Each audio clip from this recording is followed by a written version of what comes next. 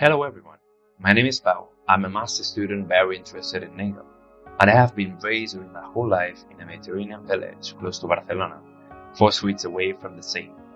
Water is an increasingly contested commodity, also known as the new gold. Lack of water jeopardizes healthy access to food and the overall quality of what we consume, thus endangering health in NATO countries.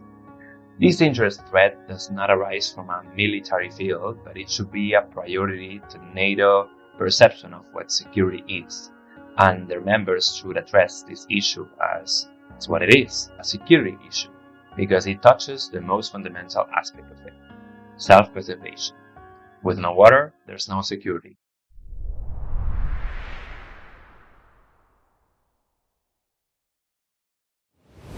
Hi, my name is Kostian from Albania. Climate change is the biggest challenge that my generation will face, and undoubtedly the Western Balkans will be one of the most affected regions of Europe. Intense precipitation during the winter will increase the risk of floods, while dry summer will affect both agriculture, which is so important for the people here, and also the productive capacities. Our government should focus on three main directions to tackle these challenges. The first one is education. We need to invest more on our education system, and also we need to have unified curricula for environmental education and climate issues. The second is the energy transition of the Western Balkans in the framework of the European Green Deal. Russian aggression against Ukraine showed how urgent it is to diversify our energy sources, and today, more than ever, we should focus on renewable energies. And the third one has to do with increasing the capacities of our emergency response structures. This approach is vital right now because the number of disasters is increasing every year.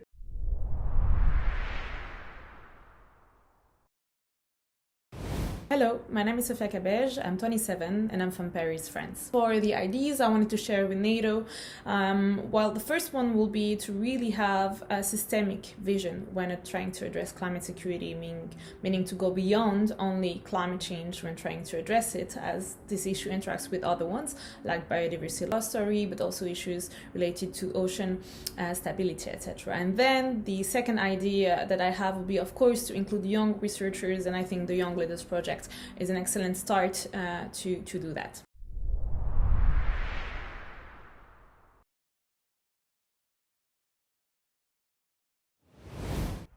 My name is Diana, and I'm Ukrainian, a native of Kiev. Last year, I was a part of COI17 and also COP27. In these high-level events, I was not only a delegate, but also had some speaking engagement opportunities. And I feel privileged, but I know that many young people back at home do not have these opportunities. I appeal to NATO leaders to rethink the inclusion of youth and enabling young people, because they are the ones that can bring the solution to global security and peace challenges.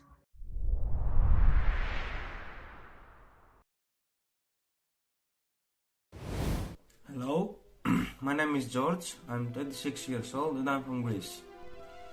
The Institute for Economics and Peace has predicted that by 2050, 1.2 billion people could be displaced due to natural disasters. The refugee crisis of 2015 is a characteristic situation when thousands of refugees had been washed up on the coast of Lesbos Island.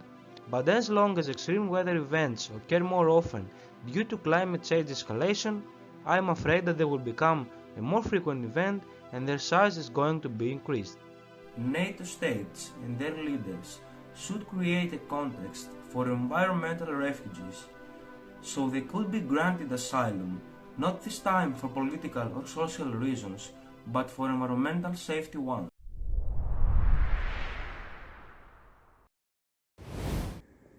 Hi, my name is Jackson Blackwell. I'm a lifelong Alaskan, I'm 23 years old, and I'm based here in Anchorage. I think it's important, both to national security, economic concerns, and just kind of general livelihood, that we reduce US carbon emissions and also encourage other nations to follow suit. Some of the solutions that I'm particularly advocating for are increased interest and I guess attention and participation from NATO in some of these Arctic forums. I think as a young person, I really want to encourage our policymakers and our leaders to think critically about how it is that they can engage young people and how they can bring them to the fold. Because I think, climate impacts are going to impact my generation the most.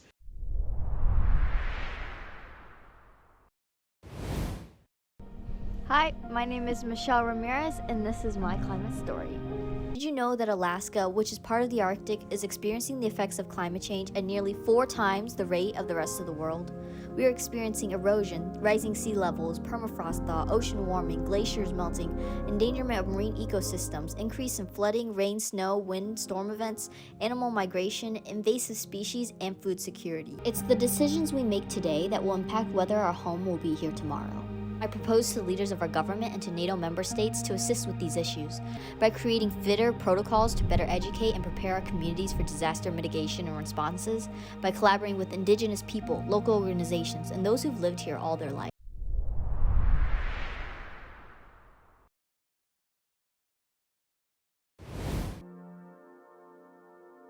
River Vardar's ecosystems breaking down, which causes the loss of endemic species like the Pastramka and the Vardar strela.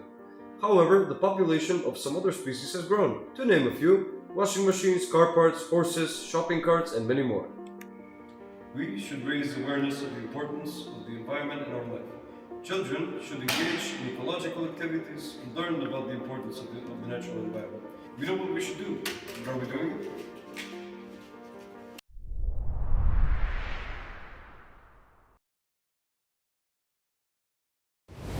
This is the place where I come from, a little corner of paradise in the north of Italy called Emilia-Romagna.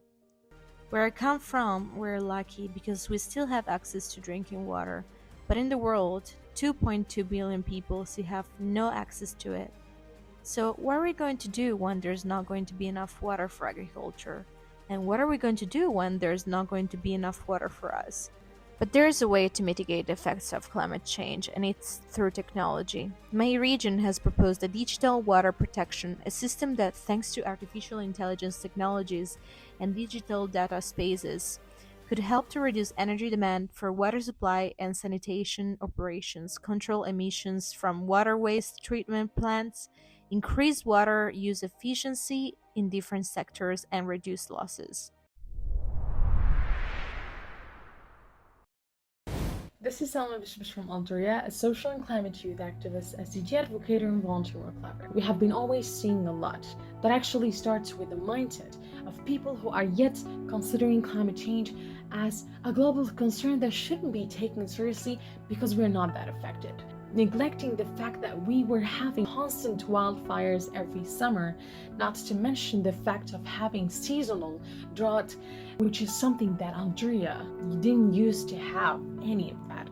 I hope that through this initiative, we can actually make a program where we can discuss that, bring youth together to discuss this global concern that is affecting us so bad locally.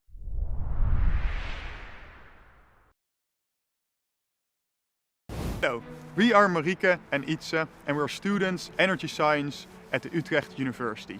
And we are military reserve personnel at Defense College. Recently, Europe experienced an extraordinary heat wave, which broke temperature records in various European countries. This has led to the floods of rivers in Eastern Europe. To keep our communities secure, we think that we have to rethink the security responses to climate disasters. We believe that this starts with training our future military leaders in 2 ways. Firstly, by teaching military officers how to lead a unit during a flood response operation and how to work together with civil humanitarian aid organizations. And secondly, by exploring the capabilities that their country can deliver to NATO during a large-scale international climate disaster.